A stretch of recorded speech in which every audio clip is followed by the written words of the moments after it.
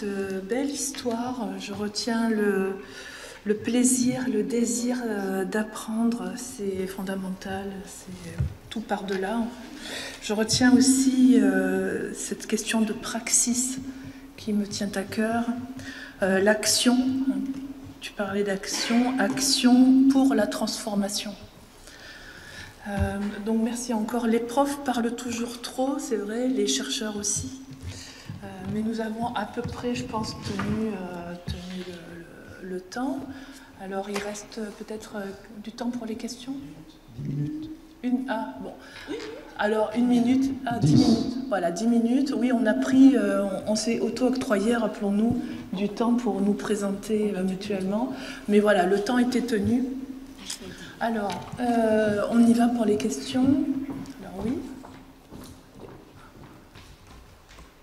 Ah.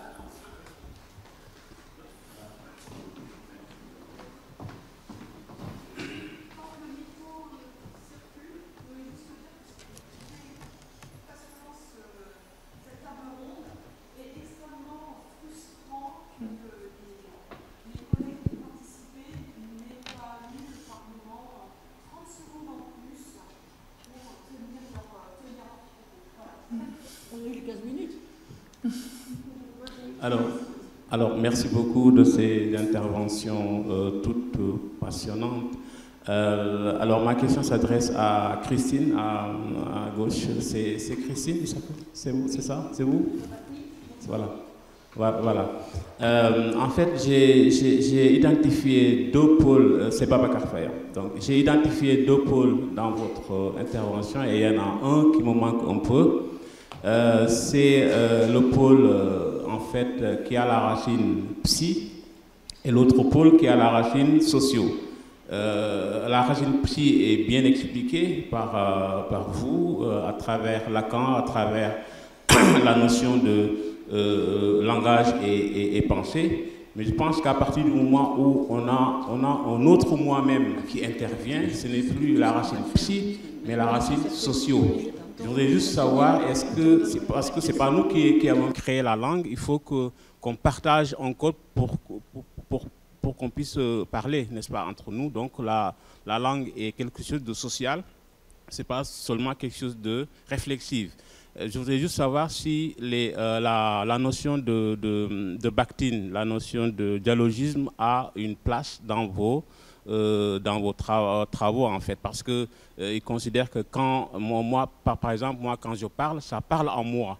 Et ça n'a rien à voir avec le ça de Lacan, mais c'est l'autre qui parle en moi, en fait. Donc, cette partie sociale-là me manque un peu. Est-ce que voilà, ce pôle-là a de l'importance dans vos travaux? Oui, tout à fait. Merci beaucoup pour la question, elle est très pertinente. Je n'ai pas eu le temps de présenter ce champ-là. Mais bien évidemment, lorsque nous parlons pour exister en tant que sujet pour l'autre. Hein. Ce que je cherche dans la parole, et ça c'est encore Lacan, c'est la réponse de l'autre. Ce qui me constitue comme sujet, c'est ma question. D'accord ? Donc exister en tant que sujet pour l'autre, qu'est-ce que ça signifie dans le groupe, dans l'interaction, évidemment, dans notre étude de terrain avec Mathias, ce que nous avons observé, c'était le jeu des interactions des enfants entre eux, comment ils se positionnaient les uns par rapport aux autres, dans un ensemble qui était une communauté. Dans quelle mesure une communauté de langage peut faire unité? Qu'est-ce que signifie cet acte de fabulation collective auquel je tiens tant? Est-ce qu'il peut être vécu uniquement dans la langue maternelle ou dans la langue d'origine ou d'identification? Est-ce qu'il peut être vécu dans une langue d'emprunt? Est-ce qu'il peut être vécu en anglais, dans une lingua franca, qui reste un simple outil? Est-ce qu'elle peut remplir ce rôle de fabulation collective? Qu'est-ce que c'est que cette manière d'être aux langues? Quel objectif les politiques éducatives peuvent-elles viser par rapport à ça? Évidemment, je me positionne là d'un point de vue pragmatique, point de vue de l'interaction, Émile Benveniste. Qu'est-ce qui signifie en réalité faire groupe et être identitairement ensemble au sein d'une communauté dans un discours commun? Qu'est-ce que c'est que cette ipséité narrative? Qu'est-ce qui fait qu'on peut participer à une sorte de fabulation historique, politique aussi, nous, les Français, nous, les Allemands, nous, les enfants de l'école maternelle qui apprenons l'allemand, nous, les Européens, nous, les chercheurs à Cadix, etc. Bien sûr, c'est fondamental. Merci. Oui. Alors moi, je voulais poser une question plus particulièrement à Madame Durand-Guerrier. Et avant de poser une question, en fait, je voulais vous remercier pour pour le travail que vous faites, que je découvre. Alors, je vais avec bonheur me plonger dedans, parce que tout simplement, dans le cadre du centre de formation et dans le cadre de la formation continue des enseignants, pour la prise en charge de la diversité linguistique au sein des établissements scolaires, n'est-ce pas? Et on a fait pas mal d'études et on s'est rendu compte que la question linguistique, en fait, concernait les profs de langue. Et dans les résultats de nos études, les profs de disciplines dites non linguistiques se sentaient très rarement concernés, en fait. Toutes les questions d'allophonie, mais pas seulement, aussi les difficultés linguistiques et langagières de manière générale.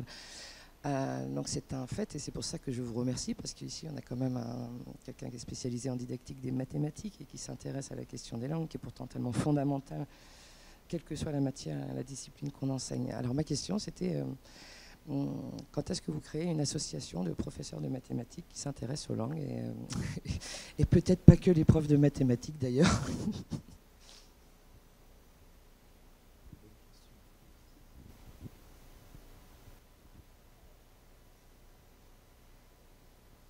La vérité, c'est qu'on a bien commencé à travailler dans la communauté de didactique des mathématiques. On a plusieurs groupes qui réfléchissent à ça. D'une part, au niveau national en France, on a un groupe qui s'appelle Plurimat, qui associe des chercheurs en didactique des maths et des chercheurs en didactique du français. Dans l'espace mathématique francophone, et en particulier dans les pays d'Afrique francophone dont on a entendu parler dans la première séance, il y a aussi une réflexion qui est menée. Alors, il y a besoin de connecter les communautés. C'est-à-dire qu'en fait, aujourd'hui, c'est une des raisons pour lesquelles je souhaitais être là. Aujourd'hui, il y a peu de lieux où vraiment il y a des communications entre chercheurs en didactique des langues et chercheurs en didactique des mathématiques, mais pour autant, la question du langage dans l'enseignement et l'apprentissage des mathématiques, c'est une question qui commence réellement à être prise en charge dans la communauté francophone. Elle est beaucoup plus développée dans la communauté anglophone qui travaille depuis beaucoup plus longtemps que nous. Et donc, on essaye aussi d'apprendre de ce que nos collègues ont fait en Australie, en Nouvelle-Zélande, en Afrique du Sud, etc., sur ces questions-là. Donc, oui, c'est des questions très importantes, mais on a besoin, alors il y a deux choses que je voudrais dire. On a besoin de lutter contre l'illusion de transparence du langage mathématique, et en particulier l'illusion qu'il n'y a pas d'ambiguïté en mathématiques. C'est ce que j'ai voulu vous montrer que c'est pas le cas. Et l'autre chose contre laquelle on a besoin de lutter, c'est que c'est important de comprendre que les difficultés des élèves, elles viennent de la discipline elle-même. C'est pour ça qu'on fait de la didactique de la discipline. Elles viennent de la discipline elle-même, que ces questions langagières sont réellement porteuses de difficultés pour les élèves qui ne sont souvent pas reconnus par les enseignants. Et alors, pour le coup, si vous voulez tuer le désir d'apprendre de quelqu'un, eh bien, vous faites en sorte que, alors qu'il pense avoir compris, il répond à côté. Et parce que vous n'identifiez pas qu'il n'a pas interprété la phrase comme vous l'avez donné, l'exemple des figures est tout à fait emblématique de ça. Si vous rejetez certaines figures parce que vous êtes fixé sur une des deux interprétations, vous allez mettre en échec des élèves qui n'étaient pas du tout en échec sur le plan mathématique. Donc il y a vraiment, et je pense que c'est très important, alors nous les mathématiques, vous le savez, c'est une discipline, vous faites une interview, un micro-trottoir dans la rue, non, moi je détestais les mathématiques, moi j'ai souffert en mathématiques, moi j'aime pas les mathématiques. Nous on souhaiterait que les élèves puissent trouver l'appétence pour cette discipline, qui est une très belle discipline, dans laquelle il y a beaucoup de choses à faire, beaucoup de créativité, et où le langage joue un rôle beaucoup plus important que ce qu'on imagine d'habitude. Merci Merci beaucoup Viviane. Alors, moi j'ai une petite question pour Viviane et une question pour Sylvie également. Alors Viviane, je pense que tu soulèves le problème des consignes en général. Donc là tu as parlé plus précisément des questions de grammaire, mais je pense que le lexique, donc je pense notamment à des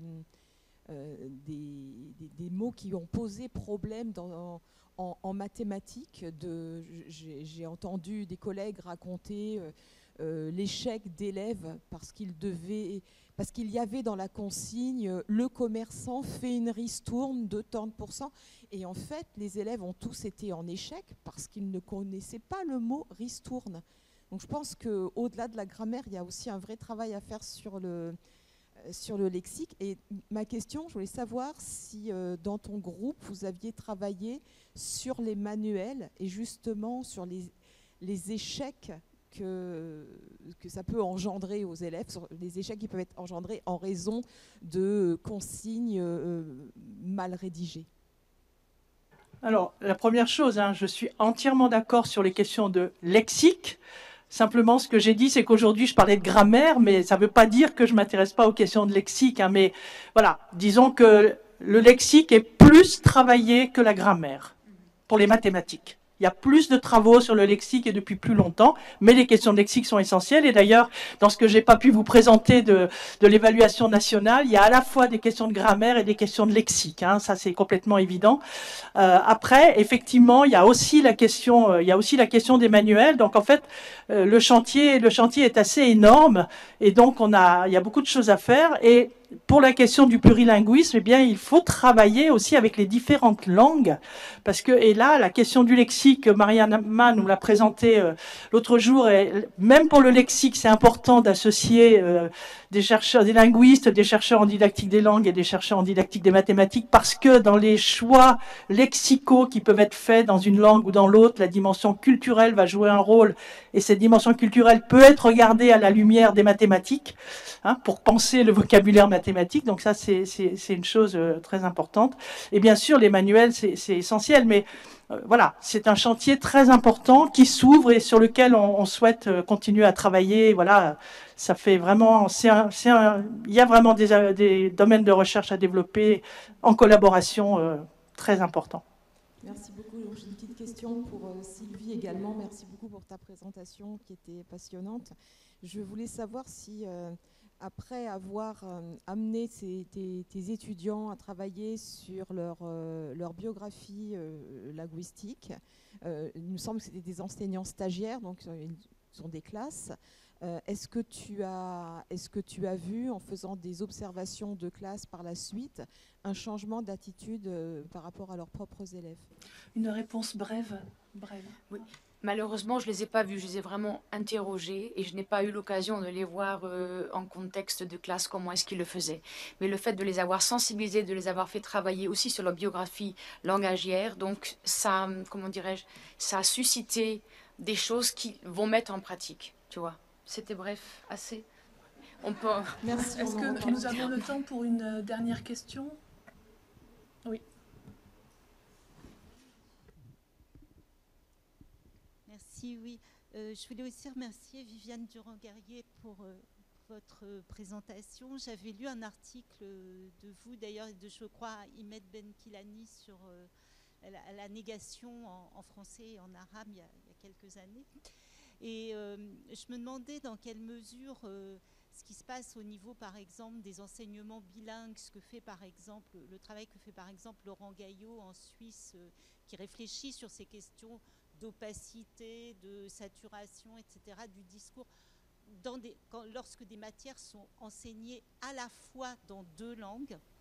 Je voulais savoir ce que vous pensiez de ça et dans quelle mesure aussi le fait de former des enseignants en les formant peut-être au moins partiellement aussi dans une autre langue à leur discipline, ça ne pouvait pas aussi être